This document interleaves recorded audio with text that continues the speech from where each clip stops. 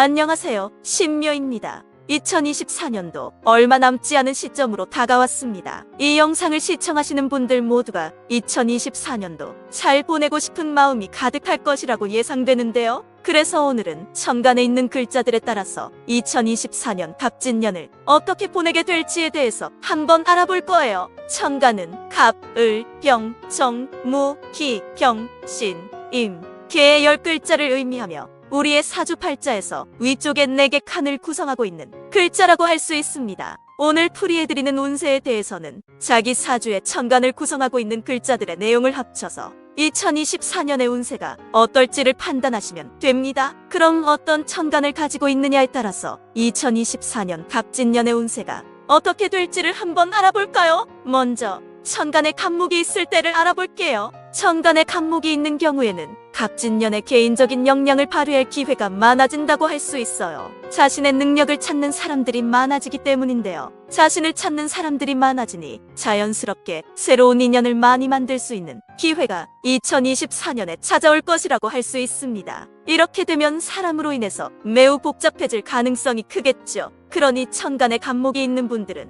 2024년이 오기 전까지 자신에게 도움이 될 만한 관계와 도움이 되지 않을 관계를 나누어서 인간관계를 정리할 것을 권장드릴게요. 그러면 조금은 덜 복잡한 2024년을 보낼 수 있을 거예요. 다음으로는 천간에 을목이 있을 때를 알아보겠습니다. 천간에 을목이 있을 때는 2024년에 마음을 뒤흔드는 일도 많은데 사람으로 힘들어질 가능성도 클 수 있는 한 해가 될 거예요. 그렇기 때문에 천간에 을목이 있는 분들의 경우에는 공과 사를 확실하게 구분하면서 한 해를 보내실 것을 권장드릴게요. 일에 치이고 사람에 치여서 공사 구분을 할 시간이 없는 분들은 취미로 마음의 안정을 찾을 수 있어요. 도자기 공예, 가죽 공예, 주얼리 만들기 취미 등을 통해서 잠시 세상보다는 자신의 것에 집중할 기회를 만들어 보는 것을 권장드릴게요. 취미는 스트레스를 푸는 목적으로도 많이 찾는 방법이니까 2024년의 개운법 중 하나는 앞서 제시한 방식의 취미를 가져보는 것이 방법이 될 수 있어요. 다음으로 병화가 천간에 있을 때 2024년은 어떻게 될지에 대해서 알아볼 건데요. 갑진년에는 자신의 개인적인 능력이 다른 사람들로부터 인정을 받게 되어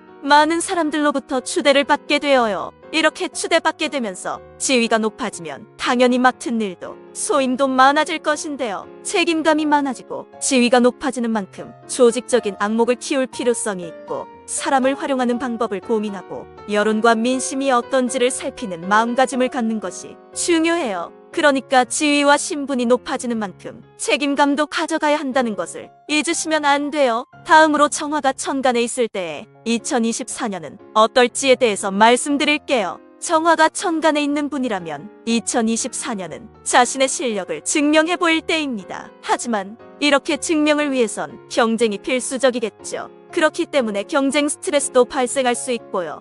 뿐만 아니라 결과를 내야 한다는 스트레스, 사람에 의한 스트레스 등이 모두 발생할 수 있어요. 따라서 천간에 정화가 있는 분들은 여건 변화를 위해서 이사 등의 공간적인 이동, 자신이 쌓아온 경력과 경험 활용, 결과보다 과정을 중시하는 마음가짐으로 2024년을 보낼 필요가 있어요. 위와 같은 방식이라면 2024년을 성과가 가득한 해로 보내실 수 있을 거예요. 다음으로 천간에 무토가 있을 때의 2024년 운세입니다. 2024년은 천간에 무토가 있는 분들께 입찰이나 청약 등에 당첨될 수 있는 해라고 할 수 있고 재테크를 통한 수익과 자산 형성도 가능하다고 할 수 있는 해입니다. 그러니까 올 한 해는 부업으로 인한 수익 형성이나 문서와 관련된 횡재가 있을 수 있다고 풀이할 수 있겠는데요. 가장 좋게 2024년을 보내는 것은 꾸준히 할 수 있는 자신의 실력을 높이는 것이므로 제2의 자기 자신을 찾을 수 있는 재교육과 재도전이 좋습니다. 다음으로 천간에 기토가 있을 때 2024년 운세입니다. 자기 자신의 차질을 개발하고 소양을 늘릴 수 있는 시기가 왔다고 할 수 있는데요. 이제는 그동안에 하고 싶었던 것에 도전해보시고 자기가 느껴왔던 감정이나 생각들도 적극적으로 표출해도 되는 시기입니다. 또한